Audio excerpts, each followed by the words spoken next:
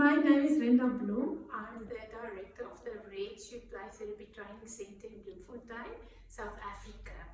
This morning I'm going to talk about assessment techniques that can be applied during assessment of traumatized children in play therapy. And I'm specifically going to focus on two assessment techniques. The one is the play genogram and the other one is the color your feelings. So I'm going to start with a play genogram, and I'm going to, before I do that, I just want to show you what it is and what symbols can be used. But what it is you make use of different symbols to make a drawing of the child's family structure, and that can also include the extended family structure. And this is specifically applicable for families, children in families where there is maybe a lot of remarriage, or there's foster children, or it's maybe a little bit more complicated to sort out and to find out who's who in the family. So it can be used for any family, but often in case of traumatized children, like foster children and adopted children, it might help to put on paper who fits in who. Right, so if we look at here, this is just different symbols that you can use in the play genogram. So I'm going to write, I'm going to write the play genogram. And let's just look at the different symbols. So a male is always a square, a female is always a circle, and if you don't know what the gender of a person was, you just put a question mark. For an adopted child, you put interrupted lines like this, and in a foster child, also interrupted lines, but shorter, more like dots. On the next page, a pregnancy is a triangle, a miscarriage would be a triangle with a cross in it. And if there was an abortion, you would make a triangle with more like a star in it. And then death, well, if it was a male person who died, you would put a cross in the square. If it was a female person, you would put a cross in the circle. Twins would be indicated like this if it is a brother and a sister, or a boy and a girl. And then divorce would be indicated by this kind of light. Okay, so how do we do the play genogram? So let's say, for example, we have a child here that helps us now. We can start with children as young as 5 years old, although then we have to do a lot of the work ourselves. And we also, the child, need to help you with basic information on how the family is constellated. So let's say, for example, there was a dad, and there was a mother, and they were married like this. So this is the dad, and you can write the name of the dad. I'm just going to write dad and mom. And if you have the ages, you can also put that in.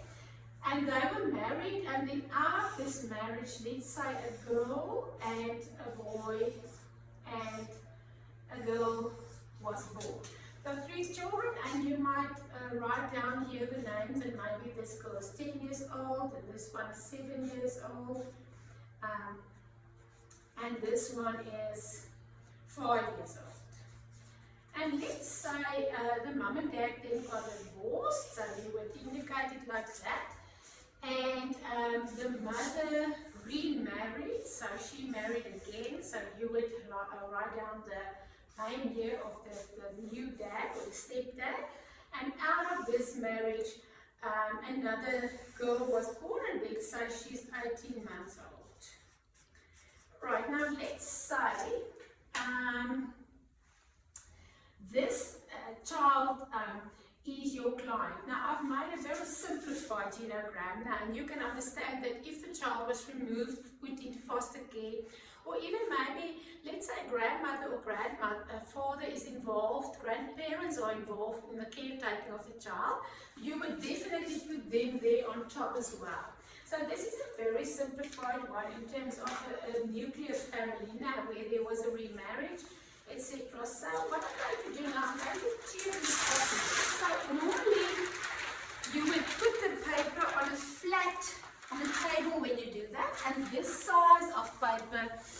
a very good idea. So there's a lot of space. And the next thing that we're going to ask the child now is to pick a miniature for every person on the genogram. So for example, if you think about your dad and you think about how he is, what would you pick? So I'm now moving to the same miniatures here, and maybe the child say the dad is a crocodile. So we put the crocodile now here on top of the dad. All right, and your mum, what is your mum? Let's say the child say, my mum is the snake. So you put the snake here. And the stepdad, okay, so let's pretend that the stepdad is a lovable person. So maybe the child would pick this bear. Alright, so if you pick a miniature for yourself, how do you feel at the moment? Let's see a little bit here what I can pick. Maybe the child say, I feel like this little duckling.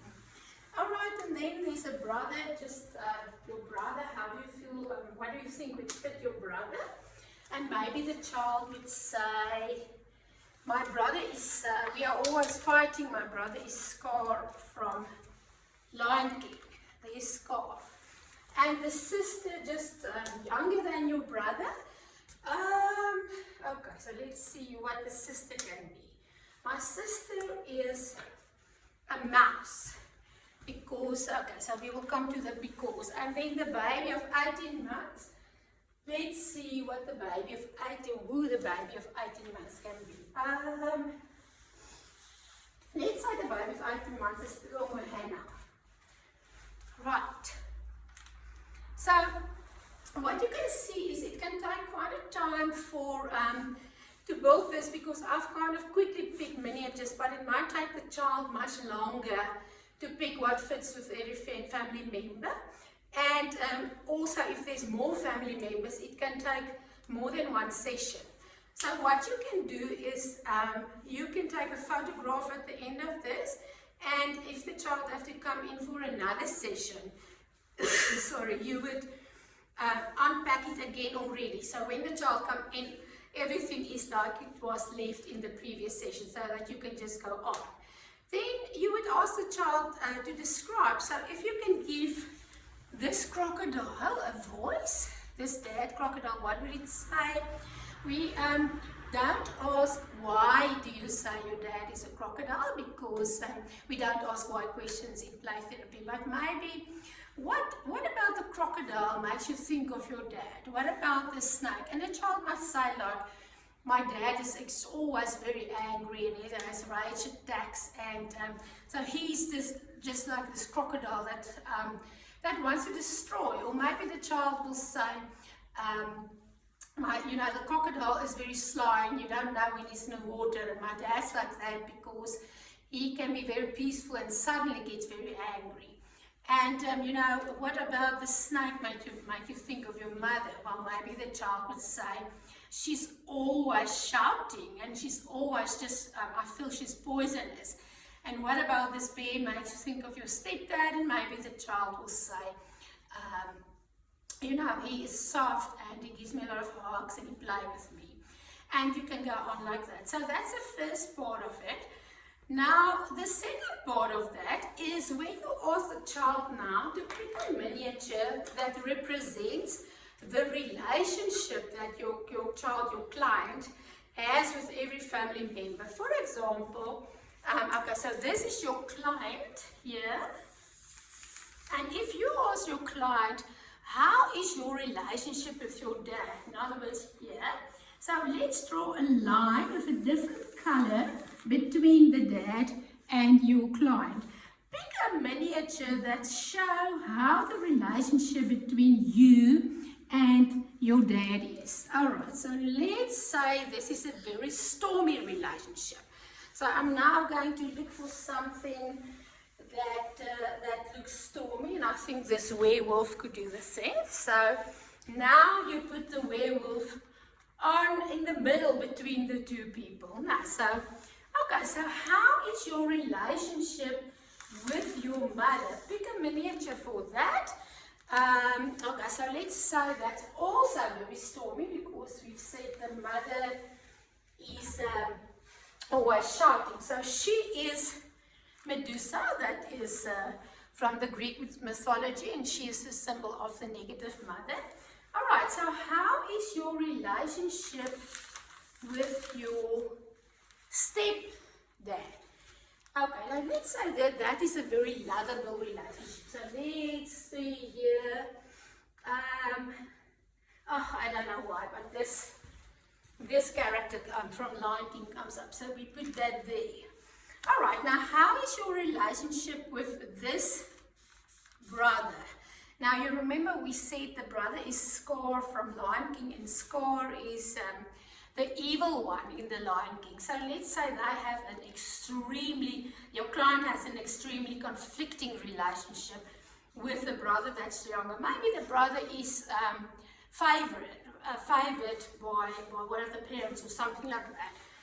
Alright, so let's see what I can get here that can indicate a very, maybe a stormy relationship. So let's say maybe she takes this because because she feels, she just wants to kill this Scar. So maybe, yeah, there it stands. Alright, so how is your relationship with the sister? Now that's a sister, that's a mouse. Let's say the sister is very gentle and kind, and maybe she picked this line and put it there. And how is your relationship with the baby? Okay, so let's say she's maybe the caregiver of the baby, so she has to take a lot of care because maybe the mother and father drinks too much. Alright, so what can we pick for a caregiving relationship? I would say that might be a mother figure. I'm just looking here for something that can be mothering. I'm just going to take this one, for example, and put her there. Okay, so there you have now the play genogram in terms of how we can do it. And I think what you can see is that it will give you a tremendous amount of info about what is going on in the family and what is positive and what is negative, and how the child experiences the different family members. Okay, so that is our first technique that I wanted to illustrate. The second one, so I'm going to go back to the flip chart now. So it's called Color Your Feelings. And what that is, and in terms of traumatized children, it looks like the following. So you are going to provide the child with a gingerbread figure like this. That is normally how we draw a gingerbread figure. And then you are going to provide the child with different colors of tokens, and you're going to ask the child to pick a specific color for specific basic emotions. For example, let's say orange would be happy. The child can pick whatever the child picks. Now, so there's no right and wrong in terms of what color needs to be what emotion. Let's say blue is sad, as we sometimes say, I feel blue now. And let's say red is angry. There we have angry. And let's say yellow is scared. Okay. And let's say black is jealous. Now you can definitely have more colors available. I just have this colors available now here to demonstrate. So what you do is you would say to the child, let's pretend this gingerbread figure is a specific figure in your life or person in your life. For example, let's say this is your stepmother, And I want you now to use this colors as a key to color in. When you think about your stepmother, which part of you feel happy, sad, angry, scared, and jealous? For example, let's say this is a very wicked stepmother, and the mother is very abusive towards the stepchildren, and the child has a lot of hostility and anger towards the mother. Maybe the drawing, the child might say, okay, so I am so angry because she is so unfair. Now I'm just roughly now coloring in to show you. Now the child will now color in. Let's say this kind of, a big part of my heart feels very angry.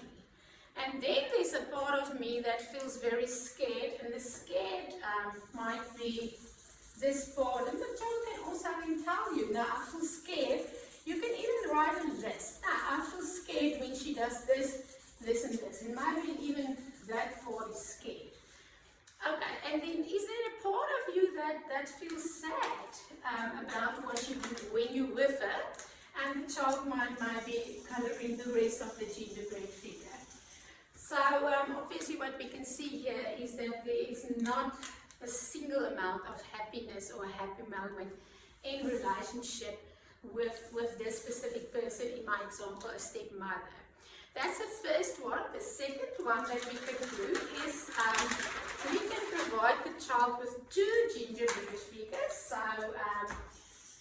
here is the one. Now you can give different pages. Just for illustration, I'm going to draw it on the same page. And now you can make use. Okay, so that was supposed to be a gingerbread figure. And normally I would make them the same size as well. Now, so this is just for illustration. You can use the same key. I'm not going to make the key again now. But what you would ask the child now is, let's say this is your mom and this is your dad. So I want to color in how do you feel when you're with the one and how do you feel when you're with the other. So you would maybe write here, mom or dad. Now that can be, for example, other people as well. It can be grandmother, grandfather, or siblings, or children at school, depending on what you are assessing. Now we are talking here about assessing traumatized children, so most probably you would focus on most possible perpetrators or abusers. Now, and okay, so color in your feelings. How do you feel when you are with your mom? Okay, so you can just peep here. Happy was the orange. So maybe let's say the child had a very positive, relaxing, secure attachment with the mother. Maybe the child will color in the biggest part of the mother with orange. Now, and okay, so there's sometimes a part of me that feels a little bit sad, and the child might tell you that is when my mother comes late when she has to fetch me at school, something like that. Okay, and now in the same reason, how do you feel when you're with your dad? Now let's say in this case, if the dad is the abuser or he's not a positive figure, the child might now, for example, make a lot of angry feelings, sometimes even all over the place, like this, you can even get a child that do that and then take a black coat here and kind of do this and almost show you that they want to rub out that person. So anything is possible in terms of abuse, but that is more or less what is the color of feelings. Thank you.